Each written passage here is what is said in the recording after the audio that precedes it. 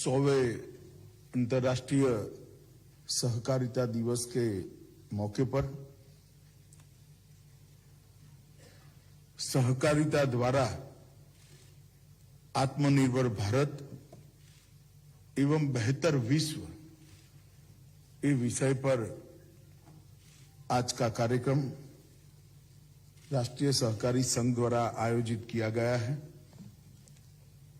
कार्यक्रम में मेरे साथ मंच पर उपस्थित श्रीमान पुरुषोत्तम रूपाला जी, मेरे साथी मंत्री श्री BL वर्मा जी, हम सब जिनको सहकारिता क्षेत्र के बहुत अच्छे कार्यकर्ता और विद्वान नाते जानते हैं, ऐसे सुरेश प्रभु जी, भारतीय राष्ट्रीय सहकारी संघ के दिलीप संघाणी जी, डॉक्टर चंद्रपाल सिंह जी, डॉक्टर विजेंद्र सिंह जी, सहकारिता विभाग के सचिव श्री ज्ञानेश कुमार जी, डॉक्टर सुधीर महाजन जी, श्रीमान राव, श्री सुनील कुमार सिंह और आज देश भर के अलग अलग क्षेत्र से आए हुए सहकारिता आंदोलन से जुड़े हुए सभी भाइयों बहनों को मेरा नमस्कार। आज हम 100वें सहकारिता दिन के उपलक्ष्य में यहां पर एकत्रित आए हैं। वैसे थोड़ा लेट है, मगर निमित्त तो 100वें सहकारिता दिन के उपलक्ष्य में ही हम एकत्रित आए हैं। मित्रों, हमारे यहां परंपरा से कोई भी बच्चा जब आशीर्वाद मांगता है तो उसको हम अलग अलग भाषा में, देश की कई भाषाओं में अलग अलग तरीके से कहते हैं, तेरा आयुष्य 100 साल का हो।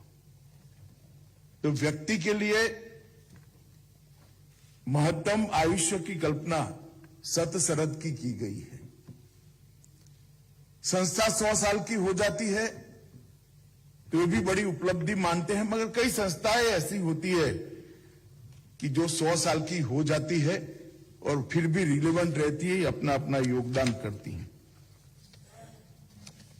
मगर एक विचार और एक विचारधारा के लिए 100 साल ये युवा अवस्था होती है, ये हमें याद रखना चाहिए। आज 100 साल के बाद हम सहकारिता दिन मना रहे हैं, तब हमने ये बात याद रखनी चाहिए कि 100 साल में हमने काफी अच्छा किया है। आने वाले 100 साल में बहुत बेहतर करने के संकल्प के साथ आज यहां से आगे बढ़े।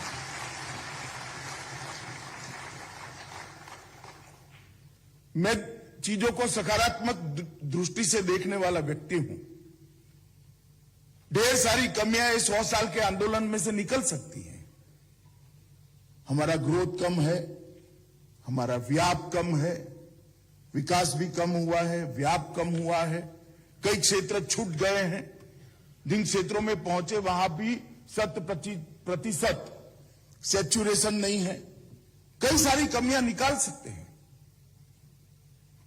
मगर मैं कह सकता हूं कि इतने सारे ऑड्स के साथ, इतनी सारी विपरीत परिस्थितियों में इस 100-125 साल में सहकारिता आंदोलन ने जो किया है, इससे मैं सहकारिता के कार्यकर्ता के रूप में बहुत संतुष्ट हूं और गौरव का अनुभव कर रहा हूं।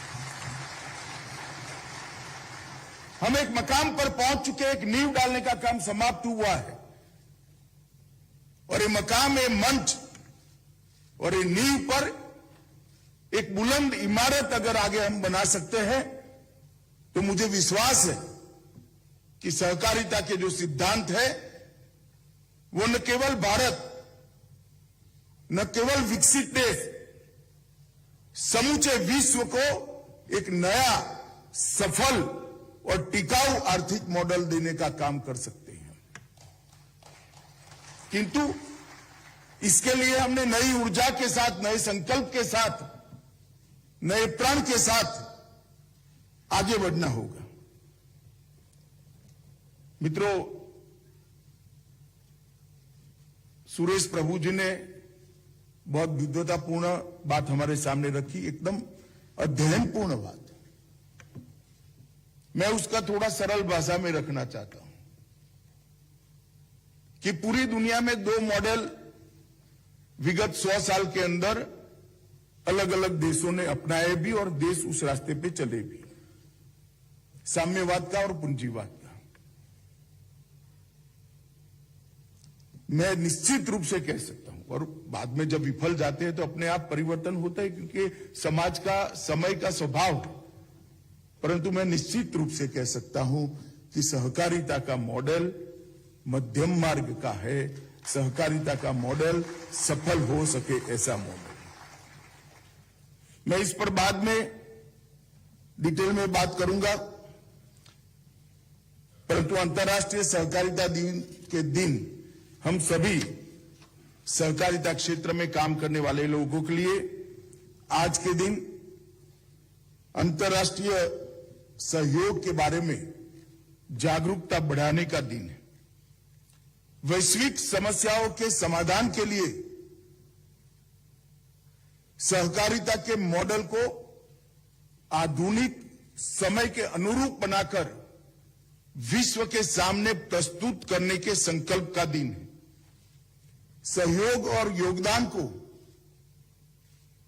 सहकारिता के माध्यम से चैनलाइज कर देश और दुनिया की कई सारी समस्याओं के समाधान का रास्ता निकालने का दिन है और अनेक समुदायों के बीच में स्वयं सहायता, पारस्परिक सहायता, समानता, आर्थिक स्वतंत्रता और सह समृद्धि का रास्ता दिखाने का और वो रास्ते को प्रशस्त करने का संकल्प लेने का ये दिन है।